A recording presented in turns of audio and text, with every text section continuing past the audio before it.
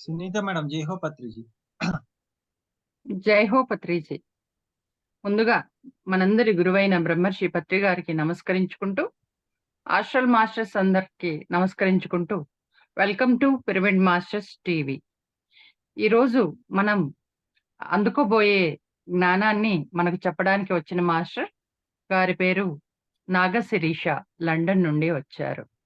Madam మనకు గత కొన్ని వారాలుగా ఆ గత కొన్ని వారాలుగా ఆ, మేడం శ్రీపాద ప్లీజ్. శ్రీవల్లభ శ్రీపాద శ్రీవల్లభ చరితామృతాన్ని మనకు వినిపిస్తున్నారు. ఈ రోజు మేడం 10th పార్ట్ ని మన ముందుకు తీసుకువస్తున్నారు. మేడం ని సాదరంగా ఆహ్వానించుకుందామండి.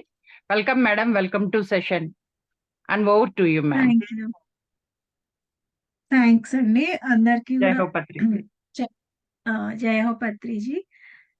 ముందుగా మనందరి గురువైన బ్రహ్మర్షి పితామహ పత్రిజీని వారి కుటుంబ సమేతంగా ఆహ్వానిద్దాము ఈ సెషన్ కి. అలాగే మాస్టర్ సివివి గారు, ఇంకా ఆయన ధర్మపత్ని అయిన వెంకమ్మ గారు, మహావతార్ బాబాజీ, శ్రీపాద శ్రీవల్లభుల వారు, అనఘా మాత, ఆది గురువు అయిన దత్తాత్రేయ స్వామిని కూడా ఈ సెషన్ కి ఆహ్వానించుకున్నాము. అండ్ నాకు అవకాశాన్ని కల్పించిన పిరమిడ్ మాస్టర్స్ టీవీకి చాలా చాలా చాలా థ్యాంక్స్. అందరు ఆస్ట్రల్ మాస్టర్స్ కి కూడా ధన్యవాదాలు తెలుపుకుంటూ ఈ సెషన్ ని స్టార్ట్ చేద్దాం. సో ఈరోజు మనం 10th చాప్టర్ లో ఉన్నాము. అయితే లాస్ట్ వీక్ మనము షిరిడి సాయిబాబా గారు ఎలా అవతరించారు అనే చోట స్టాప్ చేసాము. సో అది ఈరోజు కంటిన్యూ చేద్దాము. అయితే శ్రీపాదుల వారు చెప్తున్నారనమాట వాళ్ళ తాతగారికి, నేను నృసింహ సరస్వతిగా మరాఠ దేశమున అవతరించదలచితిని, తిరుమల దాసు కూడా మరాఠ దేశమునకు రమ్మనుచుంటేనే. సారీ, ఇది అయిపోయింది అనుకుంటా లాస్ట్ టైం. ఆయన గాడ్గే మహారాజుగా జన్మిస్తారు అని చెప్పుకున్నాం కదా. తిరుమల దాస్ అంటే సాయిబాబా అవతారం అప్పుడు గాడ్గే మహారాజ్ ఎవరైతే ఉంటారో ఆయనే తిరుమల దాసు.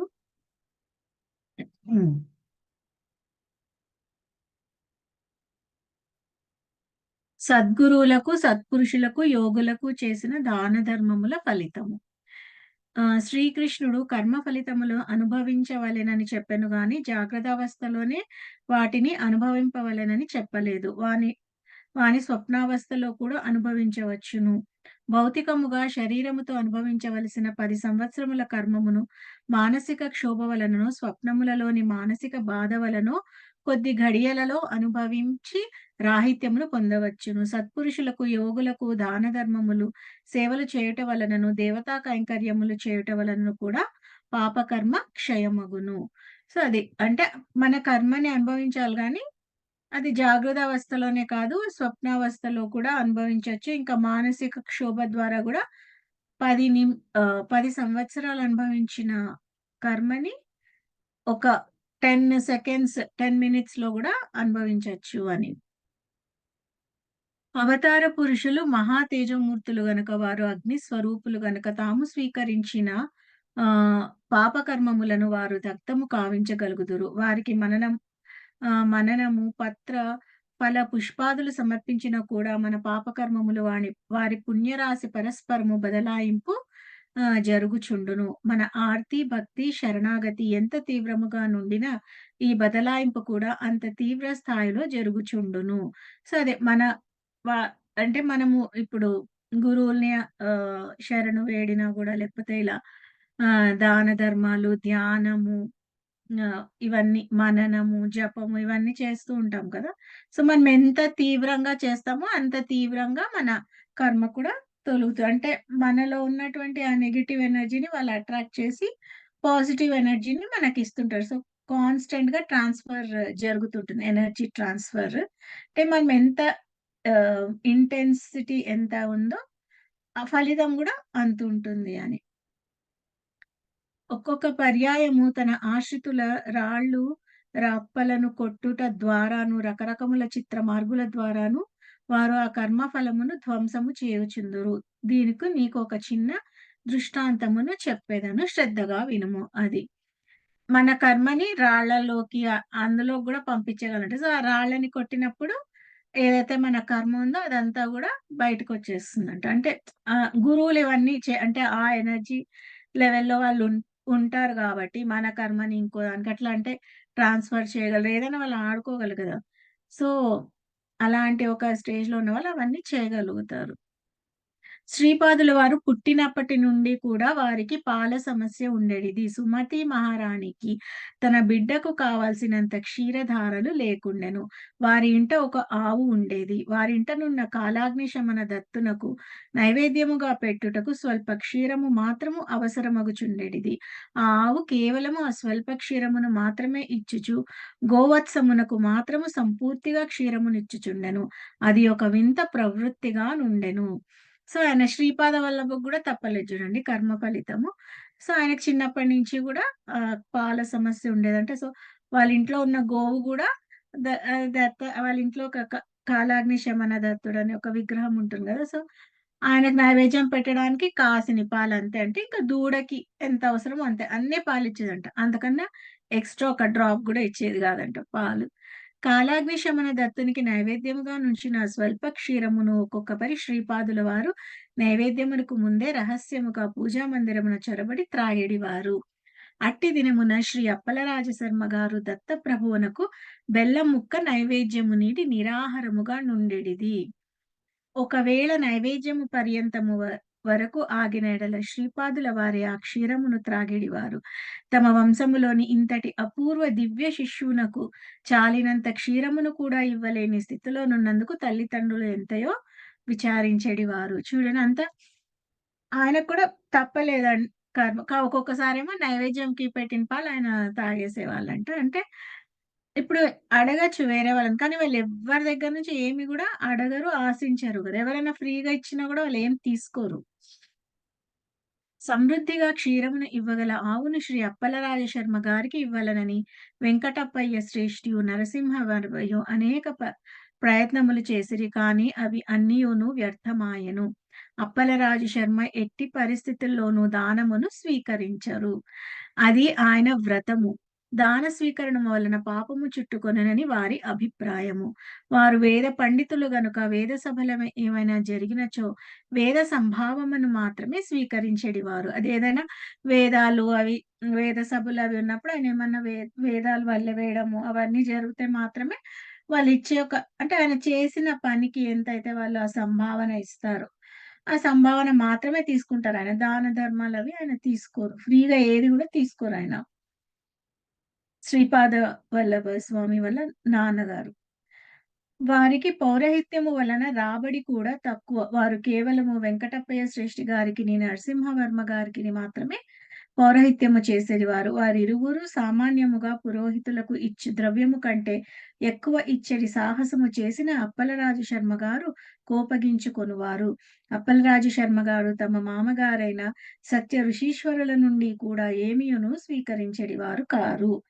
అది ఇప్పుడు ఈయన వెంకటప్పయ్య శ్రేష్ఠి ఇంకా నరసింహవర్మ అని వీళ్ళిద్దరూ గూడా ఉన్నారు గదా! సో, వాళ్ళింటికెళ్ళి పూజలు అన్నీ చేస్తూ ఉంటారు. కానీ వాళ్ళేమైనా ఎక్స్‌ట్రా డబ్బులిద్దాము అంటే గూడా ఆయన తీసుకోరు. ఇంకా వాళ్ళ మామగారు యాక్చువల్లీ చాలా డబ్బులున్న వాళ్ళే. కానీ ఆయన దగ్గర గూడా ఆయన ఫ్రీగా ఏది తీసుకోరు. కార్తీక పౌర్ణమి నాడు సుమతీ మహారాణి పుట్టినరోజు. ఆ రోజున మాత్రము బాపనార్యుల ఇంట భోజనము చేసెడివారు. అట్లే తమ దినమైన వైశాఖ శుద్ధ తదియ రోజున మామగారింట భోజనము చేసెడివారు. కాలక్రమమున శ్రీపాద జయంతి అయిన గణేష చతుర్థి నాడు కూడా బాపనార్యుల ఇంట భోజనము చేసెడివారు. సో, వాళ్ళ అత్తగారింట్లో గూడా ఓన్లీ ఇయర్‌లీ 3 టైమ్స్ భోజనం. ఆయన బర్త్‌డే, వాళ్ళ ఆయన ఆవిడ ఆయన భార్య బర్త్‌డే, ఇంకా వాళ్ళది శ్రీపాదుల వారు వినాయక చవితి రోజు జన్మిస్తారు. సో, వినాయక చవితి రోజు అంతే. ఆ 3 డేసే ఎంత ఫుడ్ తినడానికి ఉన్నా, లేకపోయినా గూడా ఏది గూడా ఆయన ధర్మం అనేది తప్పకుండా ఉండేవాళ్ళన్నమాట. కుటుంబము యొక్క ఈ దుస్థితిని తలంచుకుని సుమతి మహారాణి ఒకనాడు భర్తతో, "మా పుట్టింటి వారు స్థితిపరులే కదా! పైగా వారు కూడా నిష్ఠాగరిష్టమైన శ్రోతీయ సంస్కారము గలవారు. శ్రీమంతులైన మా మల్లాది వారి నుండి గోవునొక దానిని స్వీకరించుటలో నాకు దోషమేమియును కనబడుటలేదు. శ్రీపాదునికి కడుపు నిండుగా క్షీరమును కూడా ఇవ్వలేని స్థితిలోనున్నాము. మీరు సావధానముగా ఈ విషయమును ఆలోచించవలసినదిగా నా మనవి." సో, ఇంకా ఆవిడ తల్లి గాబట్టి ఉంటుంది గదా! సో, ఆయనకి శ్రీపాద స్వామికి పాలు సరిపోవట్లేదు కాబట్టి మనం ఒక ఆవుని దానంగా తీసుకున్నా కూడా ఏం కాదు. మా అమ్మ, నాన్న వాళ్ళు బానే స్థితిపరులు కదా! దోషమేమీ ఉండదు. తీసుకుందాము అని చెప్తుంది. అంతటా అప్పలరాజు శర్మ ఇట్లా నేను సౌభాగ్యవతి నీవు చెప్పేది విషయము బాగానే ఉన్నది. సత్య ఋషీశ్వరులు పాపరహితులు కావున వారి నుండి గోవును స్వీకరించుట వలన దోషమేమీయునుండదు. కానీ ఈ విషయమున ధర్మశాస్త్ర ప్రకారము ఆమోదము అత్యావశ్యకము. శ్రీపాదుడు దత్తావతారుడని మహనీయులు చాలా మంది తెలిపియున్నారు. శ్రీపాదుని జననమునకు పూర్వము నుండియు ఇప్పటి వరకు అత్యంత ఆశ్చర్యకరమైన విషయములు నడుచుచున్నవి. ఇది దత్తుని యొక్క నవావతారమే అయిన ఎడల మన ఇంటనున్న గోమాతయే సమృద్ధిగా క్షీరము నీయవచ్చు కదా! లేదా నీకు క్షీర సమృద్ధి కలుగవచ్చును కదా! సో, ఈయన చూడండి ఏమంటున్నారు, మరి నువ్వు చెప్పింది కరెక్టే. తీసుకోవచ్చు మీ పేరెంట్స్ దగ్గర నుంచి గోవుని. కానీ ఇప్పుడు శ్రీపాదుల వారు స్వయాన దత్తావతారులే కాబట్టి ఆయనే ఆ గోమాత ఎవరైతే ఉందో, ఆ గోమాతకే ఎక్కువ పాలు వచ్చేలాగా చేయొచ్చు అని అంటున్నారు. అదీయుగాక పెద్దవాడైన శ్రీధరాజ శర్మ అంధుడిగాను, చిన్నవాడైన రామరాజ శర్మ కుంటివాడుగాను ఉన్నారు. శ్రీపాదుడు వారిద్దరూ అంగవైకల్యము నుండి విముక్తులను చేయవచ్చును కదా! నీవు ఈ విషయము నీ నాయనతో చర్చింపుము, లేదా శ్రీపాదుడినే అడుగుము. వచ్చి వచ్చి నా నియమము ఉల్లంఘింప బడి తీరవలసిన విషయము సమస్యను దైవము నాకు సృష్టించుట ఉచితము కాదు. సో, ఆయన అది. నువ్వు చెప్పేదంతా కరెక్టే. కానీ ఆయనే ఇవన్నీ చేయొచ్చు కదా! సో, శ్రీపాద స్వామి కన్నా ఆయనకి ఇద్దరు అన్నలుంటారు. ఒకాయన కుంటివాడు, ఒకాయన గుడ్డివాడు. సో, అవన్నీ గూడా ఆయన సెట్ రైట్ ఎంతసేపు ఆయన తలుచుకుంటే ఒక్క క్షణంలో వాళ్ళు బాగైపోతారు గదా! సో, అలా అంతా చెయ్యొచ్చు కదా! కానీ ఆయన అది ఏమి చెయ్యట్లేదు అంటే దానికేదో ఒక రీజన్ ఉంటుంది. సో, ఇవన్నీ కూడా నువ్వు మీ నాన్న దగ్గర చర్చించు. అంతేగాని నా నేను పాటిస్తున్న ధర్మాన్నయితే నేను ఉల్లంఘించను అని జెప్తారు. సుమతి మహారాణి ఈ విషయమును తన తండ్రికి నివేదించెను. బాపనార్యులు మందహాసముతో ఇట్లనిరి. ఇది అంతయును శ్రీపాదుని విలాసమే. శ్రీపాదుడు సమస్యలను పరిష్కరించుటలోనే గాక, సమస్యలను సృష్టించుటలో గూడా నేర్పరి. శ్రీపాదుడు దత్తుడనేనని నేను యోగ దృష్టితో గమనించితిని. మన ఇంట గో సమృద్ధి ఉన్నది. గోవునిచ్చుటకు నాకు సారీ సమ్మతమే గాక మహదానందప్రదము.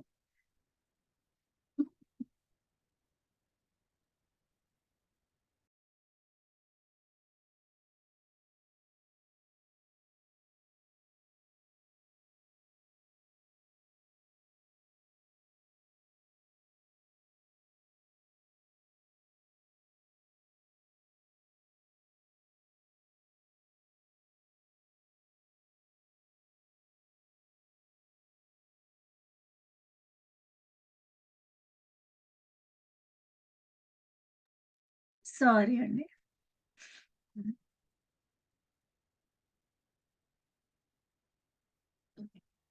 నీ భర్త చెప్పినట్లు ధర్మశాస్త్రము యొక్క ఆమోదము ఆవశ్యకమే.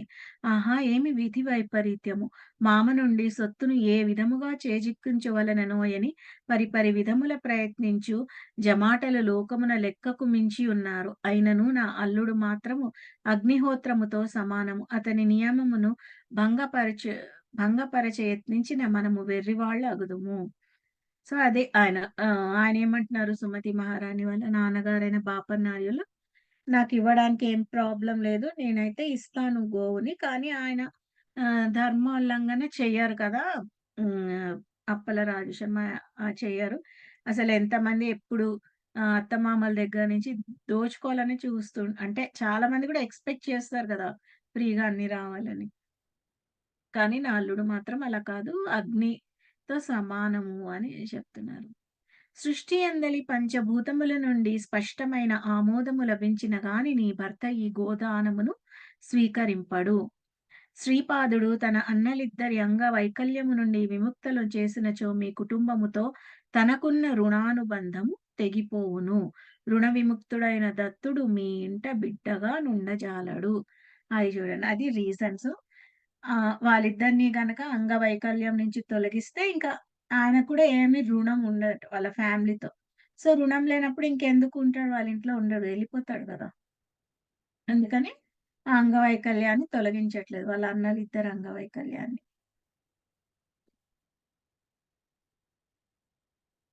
జగద్గురువై లోకమునుద్ధరించుటకు బయల్వెడలెను. అందువలన పొరపాటున కూడా నీవు శ్రీపాదుని వారి సోదరుల అంగవైకల్యము పోగొట్టమని కోరకుము.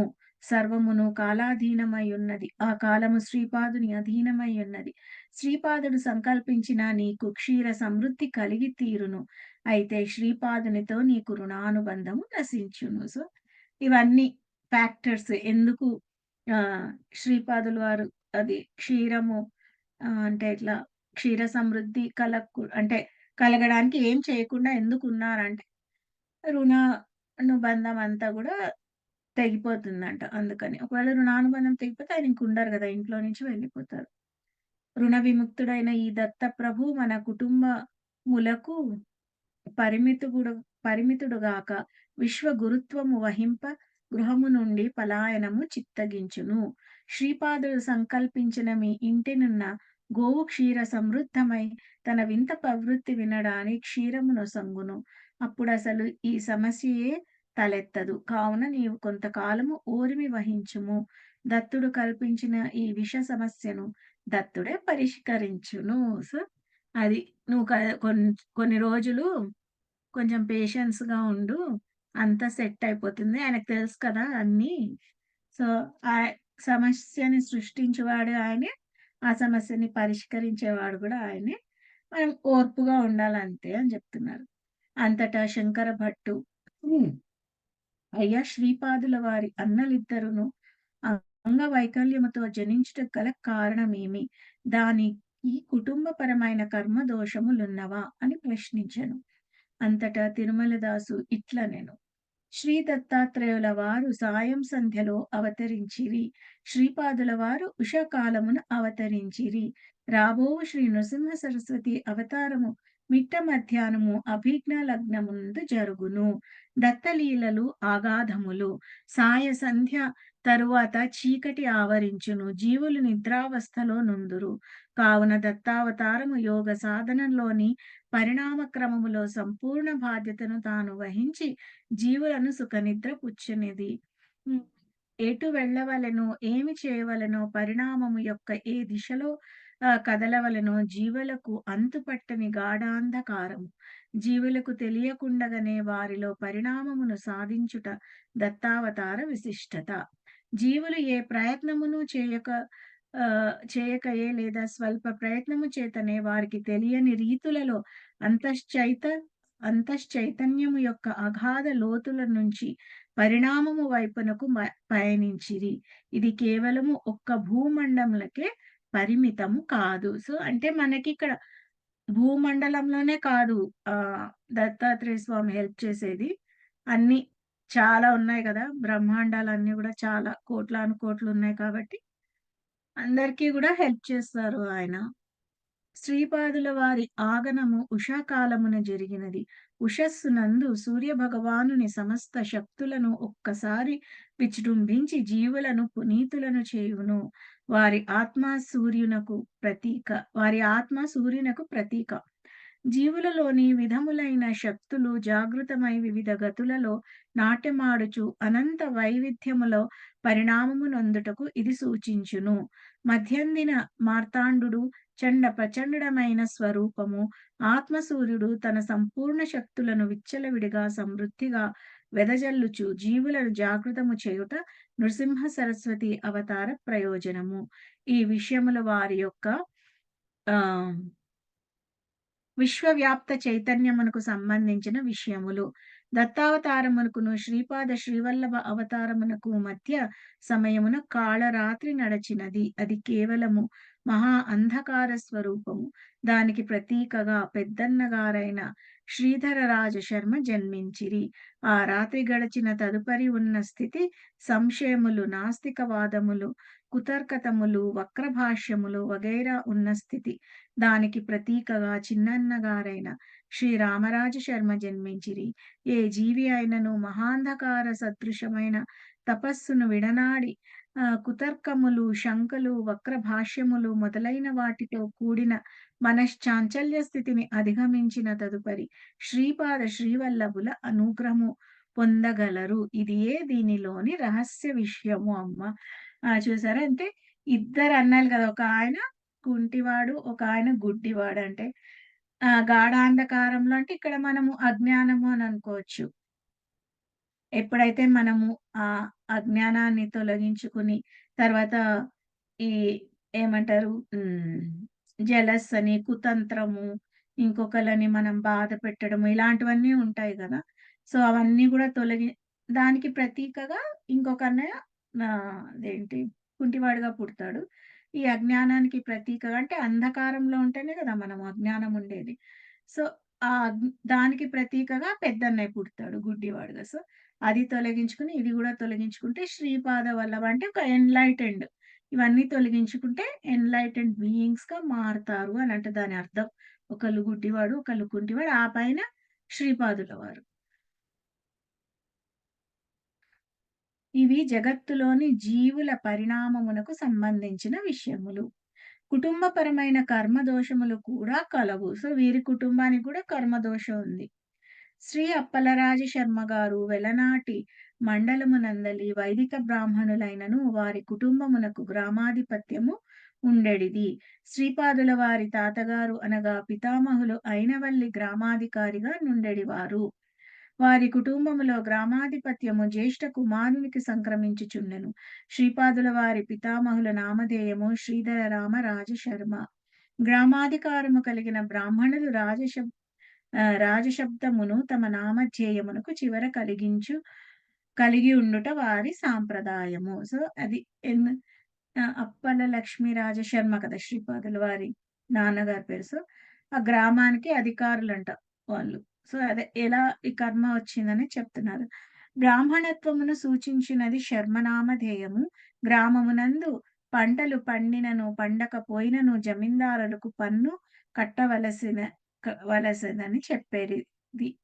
నిర్బంధముగా పన్ను వసూలు చేయవలసిన బాధ్యత గ్రామాధికారిపై నుండెడిది. అందువలన శ్రీధర రామరాజ శర్మ తన ఇష్టములతో ప్రమేయము లేకుండా జమీందారు వారి ఆజ్ఞననుసరించి హింసా పద్ధతుల ద్వారా కూడా పన్ను వసూలు చేయవలసి వచ్చేది. సో, ఆ జమీందారికి ఏంటంటే అప్పుడు అయినవెల్లికి గ్రామాధికారి అంట. శ్రీపాదుల వారి తాతగారు. సో, అక్కడ జమీందారికి ఏంటి ఒకవేళ పంటలు పండినా, పండకపోయినా గూడా ప టాక్స్ అయితే కట్టాలి తప్పనిసరిగా. సో, ఆ టాక్స్‌ని వసూలు చేసే బాధ్యత ఎవరిది? శ్రీపాదుల వారి తాతగారిది. సో, ఇప్పుడు ఆ టాక్స్ కట్టకపోతే ఆయన ఊరుకోరు గదా! జమీందారు. ఇప్పుడు టాక్స్ కట్టాల్సిందే కాబట్టి హింసా పద్ధతుల ద్వారా గూడా పన్నుని స్వీకరించేవాడంట ఆయన. అది వారి కర్తవ్యము, ధర్మము కూడాను. సో, ఆయన బాధ్యత గాబట్టి టాక్స్ కట్టించడం ఆయన తీసుకునేవాళ్ళు. అయినను దైవ దృష్టిలో అది పాపకార్యము. అప్పలరాజ శర్మ జ్యేష్ఠ భ్రాతకు గ్రామాధిపత్యము సంక్రమించెను. తాతగారు చేసిన పాపకర్మముల ప్రభావము వలన శ్రీపాదుల వారి పెద్ద సోదరుడైన శ్రీధరరాజ శర్మయు, చిన్న సోదరుడైన రామరాజ శర్మయును అంగవైకల్యముతో జన్మించిరి. శ్రీపాద వల్లభులు సాక్షాత్తు దత్తావతారులైనను తాతగారు చేసిన స్వల్ప పాపకర్మముల ప్రభావమును తాము కూడా అనుభవించవలసి వచ్చినది. సో, అక్కడి నుంచి అంటే ఆయన చేసిన అంటే పన్నుని ఫోర్సబుల్‌గా తీసుకోవడము అవన్నీ చేశారు కాబట్టి, ఆ కర్మ వలన గూడా వీళ్ళు ఒకళ్ళు గుడ్డివాళ్ళు, ఒకళ్ళు కుంటివాడుగా జన్మించారు. ఇంకా శ్రీపాదుల వారికేమో ఆ పాలనేవి సమృద్ధిగా దొరికేవి కాదంట. అందుచేతనే వారికి కూడా పాల సమస్య ఏర్పడినది. విశ్వప్రభువు తాను ఏర్పరిచిన నియమము సర్వులకును వర్తింపజేయును. సో, అంటే ఆయనే గదా ఈ నియమాలన్నీ పెట్టింది. సో, ఆ టైం వచ్చేసరికి ఆయన గూడా అనుభవించాల్సొచ్చింది. తాను అవతారముగా వచ్చి ఉన్నను కూడా కర్మ ఫలితమును తాను కూడా అనుభవించుట మనకు మార్గదర్శకత్వము వహించుటకే. సో, యాక్చువల్లీ ఏంటంటే ఆయనకేం అంటుకోవు. బట్ మనమందరికి కూడా చెప్పడానికే గదా! అంటే మనందరం ఆయన్నే ఫాలో అవుతాం గాబట్టి అంటే ఆయన ఇన్ ద సెన్స్ ఇక్కడ గురువులు. మనం వాళ్ళనే ఫాలో అవుతాం గదా! సో, ఆయన ఒక ఆయన పర్ఫెక్ట్‌గా ఉంటేనే మనం గూడా చూసి నేర్చుకుంటాం గాబట్టి అలా అనుభవిస్తున్నారంతే. లేకపోతే ఒక సెకండ్‌లో ఆయన ఆళ్ళకేముంది ఆకలి అవన్నీ ఏమి ఉండవు గదా! శ్రీ వెంకటప్పయ్య శ్రేష్ఠియును శ్రీవత్స వాయి నరసింహవర్మయును శ్రీపాదుల వారిని తమ స్వంత మనవని వలె భావించువారు. అందువలన వారు శ్రీపాదుల వారి పాల సమస్యను తీర్చుట ఎట్లా అని దీర్ఘముగా ఆలోచించుచుండిరి. వర్మగారు శ్రీ శ్రేష్ఠి గారిని పిలిచి దీనికి సరియైన ఉపాయమును మీరే చేయవలెనని చెప్పిరి. శ్రీ నరసింహవర్మ గారి వద్ద గాయత్రి అని పేరుగాంచిన గోమాత యొక్క సంతతి కలదు. దానిలో సర్వ శుభలక్షణములున్న ఒక గోవును వర్మగారి నుంచి శ్రేష్ఠి గారు క్రయము పొందినారు. విక్రయించగా వచ్చిన ధనమును వర్మగారు తమ వద్ద భద్రముగా నుంచిరి. ఇంతలో వర్మగారింట పౌరహిత్యము నిమిత్తము అప్పలరాజ శర్మ గారు వచ్చిరి. వారికి ఈ గో విక్రయ ధనమును వర్మగారు వసంగిరి. పౌరహిత్యము జరుపునప్పుడు సామాన్యముగా సంభావన నిమిత్తము ఇయ్యబడు మొత్తము కంటే ఇది చాలా ఎక్కువగా నుండెను. సో, అది ఒక ఆవును అమ్మేసి ఏదైతే ఆహ్, రొక్కమొచ్చిందో అది ఈయనకి సంభావనగా ఇవ్వాలంటున్నారు. కానీ ఆ సంభావన చాలా ఎక్కువగా ఉంది. అంటే ఆయన పౌరోహిత్యం చేయడానికొస్తారు వీళ్ళింటికి నరసింహవర్మ గారని. ఆయన ఇంటికొస్తే ఇస్తే ఈయనేమో అంగీకరించారు గదా! ఎక్కువ ఉంటే అసలు తీసుకోరు. అయితే అందులో నుంచి ఎంత ధర్మబద్ధంగా ఆయనకి ఎంత రావాలో డబ్బులు అంతే తీసుకొని మిగతావన్నీ ఇచ్చేస్తారంట. అయితే అప్పుడు వర్మ గారు తాము కూడా ఈ మిగతా ధనమును తీసుకొనుటకు అంగీకరించలేదు. సుక్షత్రియ వంశంలో జన్మించిన నేను దానమిచ్చిన సొమ్మును తిరిగి స్వీకరింపజాలననిరి. ఈ తగాదా శ్రీ బాపన్నార్యుల వద్దకు వచ్చినది. బ్రాహ్మణ పరిషత్తు సమావేశమైనది. సభలో శ్రీ బాపనార్యులు ఇట్లు ప్రకటించిరి. అప్పలరాజ శర్మ నిరాకరించిన ఈ మొత్తమును తీసుకొనుటకు ఇష్టపడేవారు తీసుకొనవచ్చును. అనేక మంది బ్రాహ్మణులు ఆ మొత్తమును తమకు ఇప్పించవలసినదని పోటీ పడజొచ్చిరి. ఇది అంతయును విడ్డూరమైన విషయము. సో, ఆయనేమో ఎంత కావాలో అంత తీసుకొని మిగతాదిస్తే ఈయన వర్మ గారేంటి నేనొక క్షత్రియ వంశంలో పుట్టాను. నేను ఒక్కసారి ఏదైనా ఇచ్చానంటే ఇక తిరిగి తీసుకునే సమస్య లేదు. నేను అస్సలు తీసుకోను ఆ డబ్బులు అని. అప్పుడు ఇంకొక సమావేశం అయ్యి ఇంత పెద్ద ఇది జరిగింది. అంతటా ఆహ్ పాపయ్య శాస్త్రి అను బ్రాహ్మణుడు శ్రీపాదుడు దైవాంశ సంభవుడు కాదు. దైవమే ఆయన ఎడల ఈ విచిత్ర పరిస్థితిని ఏల దాపరించును. శ్రీ దత్తుడే అయినచో తన ఇద్దరు సోదరులకును అంగవైకల్యము నుండి ఆహ్, ఏల కాపాడెడు. జరిగిన కొన్ని సంఘటనలు కేవలం యాదృచ్ఛికములు. గోరింతలను కొండంతలుగా చేసి చెప్పుట మహానేరము. నేను దత్త భక్తుడను. శ్వేతార్క రక్షను కూడా గురువు నుండి పొందినవాడను. ప్రతిరోజు ఎంతయో జపము చేసుకొంచున్నాను. నేను ఎంతటి దానమునైనా స్వీకరించవచ్చు. యోగ్యుడనైన నాకు ఈ ధనము ఇప్పించవలసినది. సో, ఇక్కడ అందరూ పోటీ పడుతున్నారు డబ్బుల కోసము. అయితే ఈ పాపయ్య శాస్త్రి అనే ఆయన ఏంటి అసలు శ్రీపాద వల్లభ దత్తావతారమే కాదు. దత్తావతారం అయితే ఇన్ని పరిస్థితులు ఎందుకు ఏర్పడతాయి? అన్నీ ఆయన సెట్ రైట్ చేయొచ్చు కదా! సో, నేనెంతో జపము అన్నీ చేస్తూ ఉంటాను రోజు. సో, నేను అర్హుడను ఈ దానాన్ని స్వీకరించడానికి అని ఆయనకాయన గొప్పలు చెప్పుకుంటున్నారు. బ్రాహ్మణ పరిషత్తు పాపయ్య శాస్త్రికి ఈ ధనమును ఇప్పించెను. సో, అట్ లాస్ట్ ఆయనకిచ్చారు ఈ ధనాన్ని. ఈ ధనము ఒక మంచి గోవును సంపాదించుటకు తగినంత ధనము. సభ ముగిసిన తదుపరి విజయ గర్వముతో పాపయ్య శాస్త్రి ఇంటికి పోయెను. సో, ఇంక నాకు ఈ ధనం వచ్చేసింది. అంటే ఒక గోవుని కొనేంత ధనం అంటే చాలా ఎక్కువే ఉంటుంది గదా! ధనము. సో, గర్వంతో ఇంటికెళ్తారు. అప్పుడు వాని మేనమామ తన ఇంట నుండెను. ఇరువురికి ఇష్టగోష్ఠి జరిగెను. భోజనము చేసి వెళ్ళమని పాపయ్య అడిగెను. అతడు తాను సంవత్సరమునకు ఒక్క పర్యాయము భోజనము చేసేదననియు. ప్రస్తుతము తన మేనల్లుని ఇంట భోజనము చేయుటకు వీలు పడదనియు చెప్పి శీఘ్రముగా వెడలిపోయెను. మేనమామ వెళ్ళిపోయిన తర్వాత పాపయ్య సాలోచనగా కూర్చుని ఉండెను. అతని భార్య వచ్చి, స్వామి, ఇప్పుడు వచ్చిన ఈ మేనమామ గత సంవత్సరమున చనిపోయిన మీ స్వంత మేనమామ అచ్చుగుద్దినట్లు పోలి ఉండలేదా అనెను. పాపయ్య ఉలిక్కిపడెను. అది చూడండి. ధర్మ విరుద్ధంగా తీసుకున్నాడాయన. డబ్బుని మంచిగా ఫుల్ హ్యాపీగా గర్వంతో ఇంటికెళ్ళాడు. అయితే చనిపోయిన వాళ్ళ మేనమామ వచ్చారంట వాళ్ళ ఇంటికి. ఈయనేంటి మర్చిపోయాడు. ఈయన చనిపోయాడని. భోంచేసేళ్ళంటే నేను ఇయర్‌కి ఒక్కసారే చేస్తాను భోజనము అని చెప్తే, ఆయన గూడా ఆయనకి రాలే. ఐడియా రాలే చనిపోయారు అని. సో, వాళ్ళ ఆవిడొచ్చి అంటుంది. సో, అప్పుడు లాస్ట్ ఇయర్ చనిపోయిన మీ మేనమామే గదా! అంటుంది. అప్పుడు ఈయనకింకా షాక్. ఆ! పాపయ్య ఉలిక్కిపడెను. తనకొకే మేనమామ ఉండెడివాడు. అతడు గత సంవత్సరమున పరమపదించెను. ఇప్పుడు ఈ మేనమామ ఎవరు? తన బుద్ధి ఎంత భ్రమలో చిక్కుకున్నది. తనకు మేనమామ వరుస అయిన వాళ్ళు మరికొందరున్నను వారెవ్వరునూ ఇతనిని నూటికి నూరిపాళ్ళు పోలి ఉండలేదు. చనిపోయిన తన మేనమామ యొక్క ప్రేతాత్మ తాను చూచినది అతని గుండె వేగముగా కొట్టుకోనారంభించెను. తనకు భూత, ప్రేత, పిశాచములతో ఎట్టి మంత్ర, తంత్ర ప్రమేయము కూడా లేదు. తాను ఉపాసించెడి దత్తుని అనుగ్రహము నుండి తాను పతనమగుచుండనా రానున్నది తనకు చెడు కాలమా? మేనమామ వెళ్ళిపోవచ్చు నీవు స్వల్ప కాలంలోనే నన్ను కలుసుకొందువని ఆశించుచున్నాను అని చెప్పిన మాటలు అతని మనస్సును పరిపరి విధముల బాధింపదొడంగెను. సో, ఎంతమంది అన్నీ రికలెక్ట్ చేసుకుంటున్నారు. అసలు నాకు ఉన్నది ఒకే ఒక్క మేనమామ.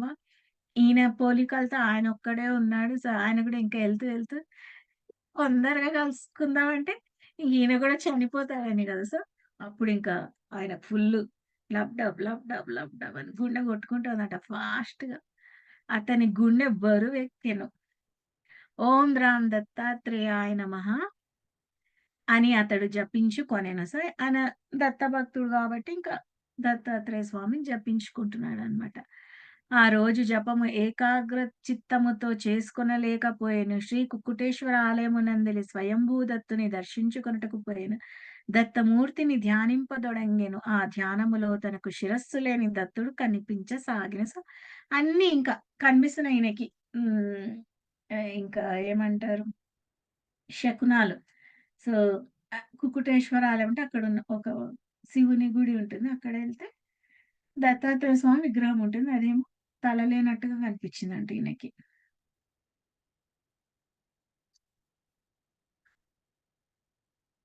ధ్యానం చేస్తున్నారు అక్కడ కూర్చుని కుకుటేశ్వరాలయంలో ధ్యానం చేస్తుంటే, ధ్యానంలో ఆయనకి తలకాయ లేని దత్తుడు కనిపించాడంట.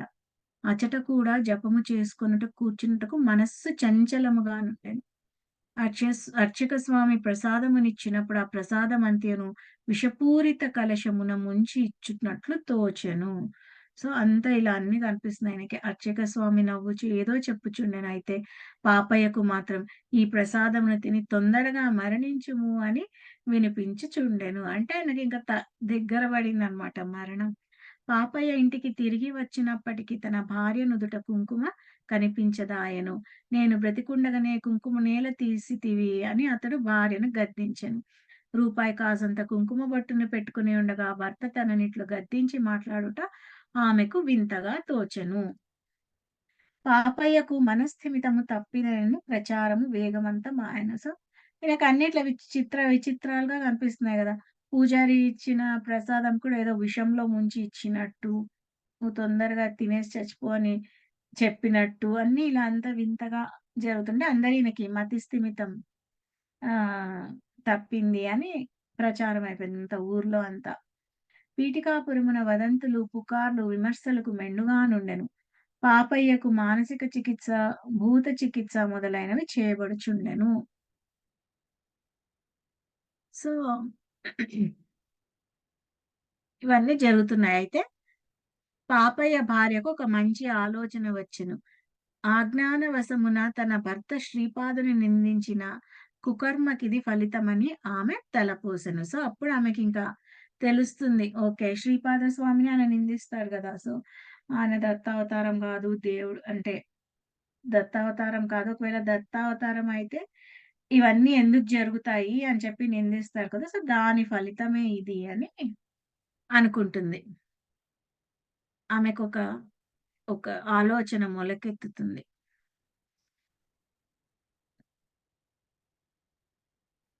సో, నోరు లేని పాషాణమూర్తులైన దేవతామూర్తుల కంటే సశరీరుడై దివ్యాంశలతో వెలుగొందు శ్రీపాదుని శరణుజొచ్చుట శ్రేయస్కరమని ఆమెకు తోచెను. ఆమె శ్రీపాదుని ఇంటికి వచ్చినది వానిని ఎత్తుకొని ముద్దాడిన ఏకాంత సమయం చూచుకుని వానితో తన యొక్క దురవస్థను తెలిపినది. శ్రీపాదులు ఇట్లనిరి, అత్తా ఇదంతియును ఒక చిన్న సర్దుబాటుతో సమసిపోవును. నీవు నాకు మాతో సమానురాలవు గనక ఈ రహస్యమును నీకు చెప్పుచున్నాను. నీవు ఎంత మాత్రము ఆలస్యము చేయక నూతన గృహమును నిర్మించుకొనుము. నీవును మామయ్య వాస్తు పూజ చేసి నూతన గృహ ప్రవేశము చేసిన తదుపరి అంతేను స్థిమితపడుము. సో, ఆమె అనుకుంటుంది. ఇంకా గుడికెళ్ళి అంతా చెప్పుకునే బదులు దత్తావతారం అంటే సశరీరలుగా ఉన్నారు కదా! శ్రీపాద వల్లభ స్వామి. ఆయనకు చెప్పుకుంటే బెటరు నా బాధంతా అని చెప్పి ఆయన దగ్గరికెళ్ళి చెప్తే అప్పుడు శ్రీపాద స్వామి చాలా కంపాషనేట్‌గా చాలా దయ కలిగిన వారు గాబట్టి ఆయనేం జెప్తారంటే, ఒక కొత్త ఇల్లు కట్టించుకోండి. కొత్త ఇల్లు కట్టించుకొని అందులోకెళ్ళిపోండి. ఇప్పుడు ఏం కాదు ఆయనకి. ఆ కర్మ అంటే ఇక్కడ చూడండి ఆ కర్మనంతా ఆయన ఏం జేస్తారంటే, ఆ రాళ్ళలోకి దానిలోకి ట్రాన్స్‌ఫర్ జేస్తారు. శ్రీపాదులు తననిట్లు ఆజ్ఞాపించిన విషయమును ఎవరికీ తెలియనీయక అద్దె ఇంటిలో ఉండుటచే ఈ కష్టములు తమకు సంప్రాప్తించినవనియు స్వంత గృహమును నిర్మాణం చేసుకుని తీరవలని తన వారితో చెప్పి ఒప్పించెను. సో, వాళ్ళు గృహప్రవేశము చేసుకున్నారు. సో, ఇల్లు కట్టించి గృహప్రవేశం చేసుకున్నారు. శంకర భట్టు పాపయ్యకు మృత్యుదశ నడుచుచున్నది. వానిని అపమృత్యు సంకటము నుండి శ్రీపాదులు రక్షించిరి. వానికి మానసిక క్షోభ, అవమానము, ధనవ్యయము మొదలైనవి కలిగించి కర్మను ధ్వంసము చేసిరి. సో, అంటే ఫస్ట్ ఇది స్టార్ట్ అవ్వకముందు ఫస్ట్‌లో చెప్పుకున్నాం గదా! రకరకాలుగా గూడా కర్మని అనుభవించొచ్చు. జాగృతావస్థలోనే చేయాల్సిన అవసరం ఏం లేదు. మానసిక క్షోభ అవన్నీ. ఇప్పుడు చూడండి ఈయన పాపయ్య శాస్త్రికి మానసిక క్షోభ జరిగింది. అవమానాలు జరిగినాయి. ధన వ్యయం గూడా జరిగింది. సో, వీటన్నిటి ద్వారా గూడా ఆయన కర్మని తొలగించారనమాట. అంతేకాకుండా పాపయ్య చెడు కర్మను కొండరాళ్ళలోకి ఆకర్షించి వాటిని శకలములుగా ఖండించుట ద్వారా పాపయ్య కర్మను నశింపజేసి అంటే ఇన్ని విచిత్రంగా కర్మనంతా గూడా ఆహ్, న నశింపజేశారంటే ఆ కొండరాళ్ళలోకి ఆయన కర్మని ఫస్ట్ ట్రాన్స్‌ఫర్ చేశారు. దాన్ని ఇట్లా కొడతారు గదా! బిల్డింగ్ కట్టాలంటే ఆబ్వియస్‌లీ కొడతారు గదా! రాళ్ళని. ఆ కొట్టినప్పుడు అంతా గూడా ఎనర్జీ అంతా ఇట్లా డిస్ట్రిబ్యూట్ అయిపోయింది. కర్మధ్వంసమునకు సిద్ధులు అవధూతలు ఉపయోగించు సిద్ధ మార్గములు చిత్ర విచిత్రములుగా నుండును. స్వస్థుడైన పాపయ్యతో శ్రీపాదుడు ఇట్లనిరి, నీవు ఎంతటి బుద్ధిహీనుడవు, బుర్రలేని వాడవు, నీవు మనసారా ఆరాధించు దత్తుడు సశరీరుడై శ్రీపాదుడు గాని ఎదుటనే ఉండగా కూడా గుర్తించలేని అభాగ్యుడవు. కుక్కుటేశ్వరాలయములోని పాషాణదట్ట మూర్తినే నీ రక్షకుడవని నీవు నమ్మి ఉంటివి. దత్తుడనైన నేను నీ కొన్ పాపకర్మల సంచయమును కొండరాళ్లకు ఆకర్షించి వాటిని ఖండ ఖండములుగా చేయించి నీ కర్మను క్షయింపజేసి నీకు నూతన గృహమును కూడా ప్రసాదించితిని. నీవు సశరీరుడై ఉన్న ఈ దత్తుని యందు విశ్వాసమించిన ఎడల నీ సంస్కారములన్నింటినీ నా శరీరము పైకి ఆకర్షించి నీకు కర్మక్షయము చేసి రక్షించెడివాడను. భక్తుని యొక్క భావనమును బట్టి దైవము అనుగ్రహించి ఫలం ఉండును. సో, అది నువ్వు గుడిలో ఉన్న దత్త విగ్రహాన్నే నీ రక్షకుడు అని అనుకున్నావు గానీ, ఇలా నేను ఎదురుగుండా ఉన్నాను. నీ ఎదురుగుండా అయినా గూడా నువ్వు నన్ను గుర్తించలేకపోయావు. ఎంత ఐ పిటీ ఆన్ యూ అన్నట్టుగా అంటున్నారు. సో, అంటే నీ కర్మనంతా గూడా నేను అందులోకి రాళ్ళలోకి అన్నిట్లోకి గూడా ట్రాన్స్‌ఫర్ చేశాను. ప్లస్ నీకొక కొత్త ఇంటిని గూడా ఇచ్చాను నేను. అని అంటే ఆయనకి ఈయన దత్తుడని తెలియకపోవచ్చు గానీ, యాజ్ సచ్ ఆయన ఒక డెవోటీ అంటే దత్తాత్రేయ స్వామిని శరణు వేడి ఉన్నాడు గదా! ఫస్ట్ నుంచి గూడా. కాకపోతే కొంచెం గర్వము ఇవన్నీ మొలకెత్తినాయి గదా! మధ్య మధ్యలో డబ్బులు చూసేసరికి ఆయనకు గర్వమొచ్చింది. సో, ఇంకా క్రిటిసైజ్ చేశారు. శ్రీపాద స్వామిని అన్నీ గూడా ఇలా కర్మలుగా ఇంకా అన్నీ గూడా యాడ్ అయిపోయినాయి. సో, అవన్నీ గూడా ఇప్పుడు పోయినాయి.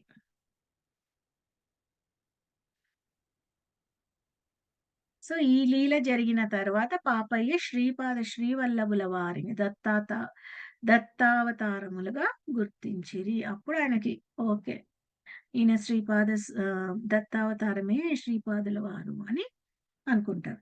శ్రీపాదుల వారి పాల సమస్య శ్రీ శ్రేష్ఠి గారికిని, శ్రీ వర్మ గారికిని బాధాకరముగా నుండెను. వారు శ్రీ సత్య ఋషీశ్వరుల చెంతకు వచ్చి, "ఓ రాజర్షి, మీరు జనక మహారాజు వలె సంసారము నుండి బ్రహ్మజ్ఞానులై బ్రహ్మమునందు లీనమై ఉన్నారు. మాదొక చిన్న విన్నపము. మీరు దానిని ఆమోదింపవలసినది" అని అడిగిరి. దానికి బాపన్నార్యులు, "విన్నపమేదో తెలియకుండా ఆమోదము తెలుపటెట్లు? మీరు నిస్సంకోచులై విషయమును తెలియజేయుడు. నేను అది ధర్మబద్ధమైన ఎడల ఆమోదించి తీరెదను." అది చూడండి ఇప్పుడు శ్రేష్ఠి గారు ఇంకా వర్మ గారు వాళ్ళిద్దరు గూడా శ్రీపాద స్వామిని వాళ్ళ ఒక మనవడుగానే భావిస్తూ ఉంటారనమాట. సో, ఈయనకు పాలు సరిపోవట్లేదని చెప్పి వాళ్ళకి చాలా బాధగా ఉంది. అదే బాపన్నారుల దగ్గరకొస్తారనమాట. అదే ఇప్పుడు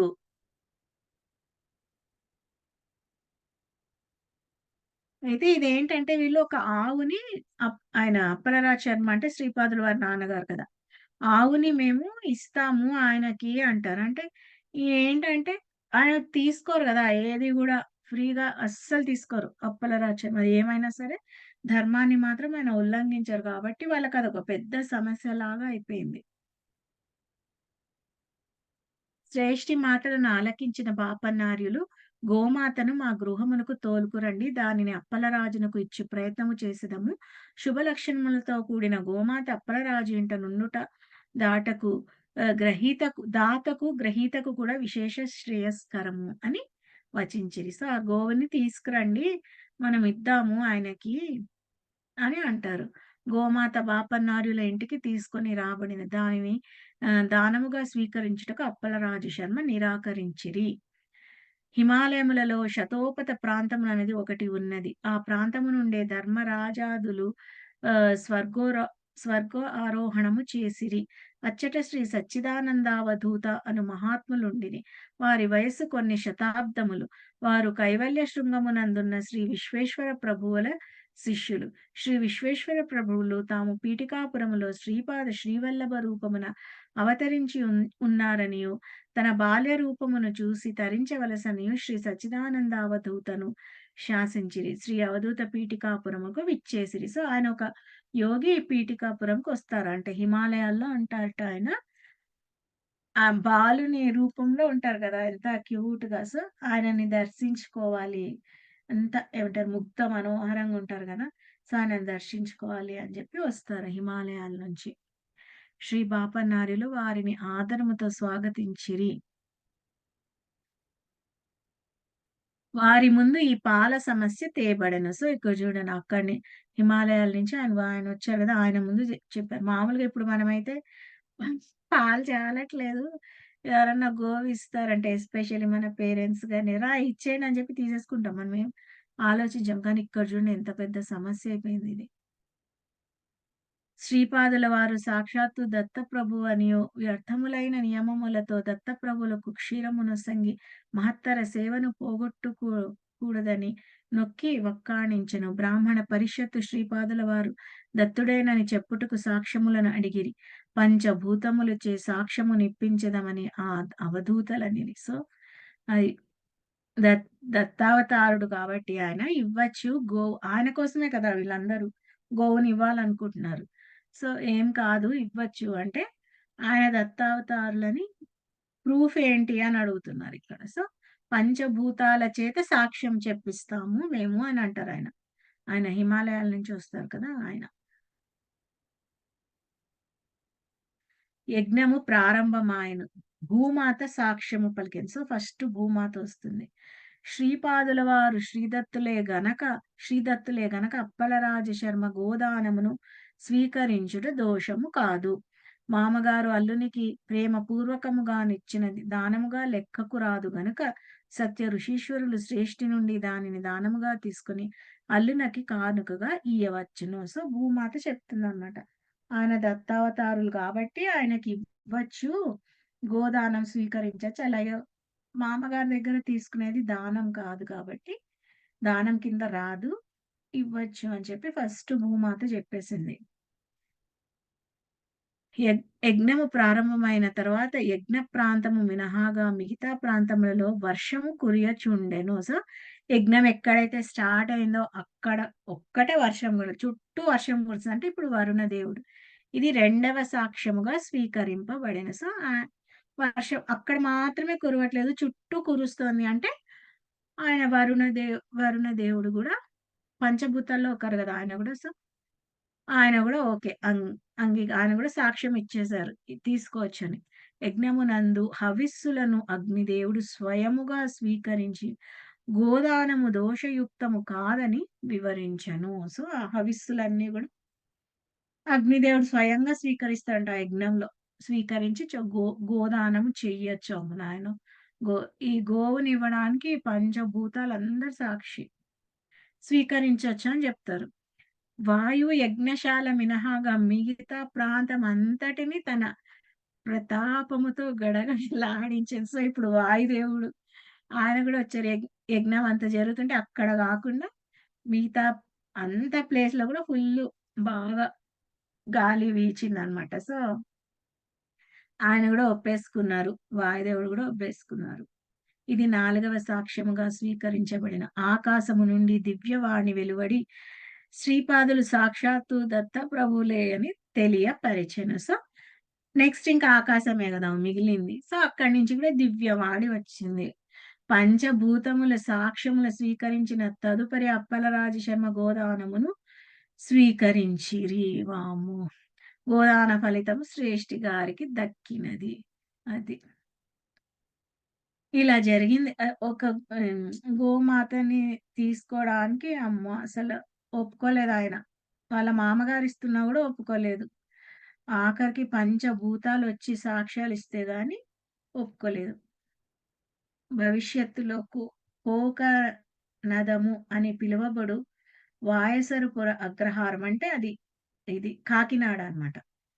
శ్యామలాంబాపురము అంటే సామర్లకోట, శ్రీపీఠికాపురము కలిపి మహాపట్టణమగును.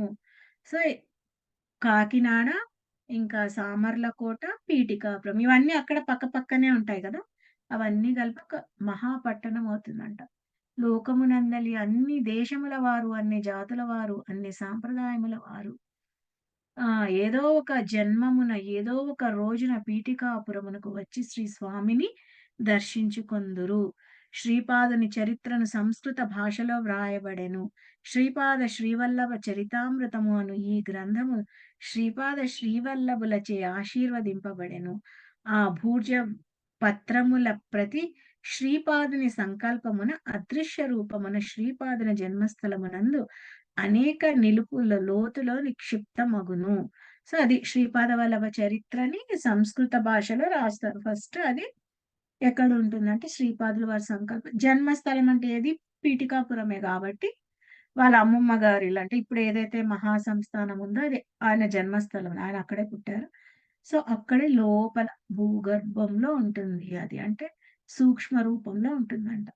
వారి జన్మస్థలమునందు పాదుకా ప్రతిష్ఠ, ఆలయ నిర్మాణము జరుగును. శ్రీపాదుల వారికి గోదానము జేయగలిగిన మహాపుణ్యశాలి వైశ్య శ్రేష్ఠుడైన వెంకటప్పయ్య శ్రేష్ఠి ధన్యుడు. వారి వారి కుటుంబమున సిరి సంపదలకు లోటు ఉండదు. వారు హిరణ్యలోకమునందు కొంతకాలము నుండిన తర్వాత మరాఠ దేశమున వంతులైన వైశ్య కుటుంబమునందు జన్మించి శ్రీ నృసింహ సరస్వతి అవతారమును కూడా దర్శించగలరు. అది. సో, ఈ దానం యాక్చువల్లీ ఎవరిచ్చిందంటే ఆయన శ్రేష్ఠి గారు. సో, దత్తాత్రేయ స్వామికి ఆయన దానాన్ని ఇచ్చారంటే ఎంత పుణ్యమో ఆయన. సో, నెక్స్ట్ జన్మలో ఆయన మహారాష్ట్ర దేశంలో జన్మిస్తారు. చాలా సిరి సంపదలు కలిగిన ఒక కుటుంబంలో జన్మిస్తారు ఆయన గూడా. సో, శంకర భట్టు ఈ గోదాన సత్య ధివిశేష శుభప్రదము. నీవు కురవపురమునకు ప్రయాణం కావచ్చును. నిన్ను శ్రీపాదులు సదా రక్షించెదురుగాక. శ్రీపాద శ్రీవల్లభులకు జయము జయము. సో, ఇంతటితో ఈ చాప్టర్ అయిపోయినమాట. సో, ఇంకా శంకర్ భట్‌కి చెప్పేసారు. ఇంకా కురవపురంకి బయలుదేరొచ్చు శంకర్ భట్ నువ్వు అని చెప్తారు. అదే అండి. అయిపోయింది ఇవాల్టితో ఈ చాప్టర్. Okay madam. ఒక్క నిమిషము. ఆ!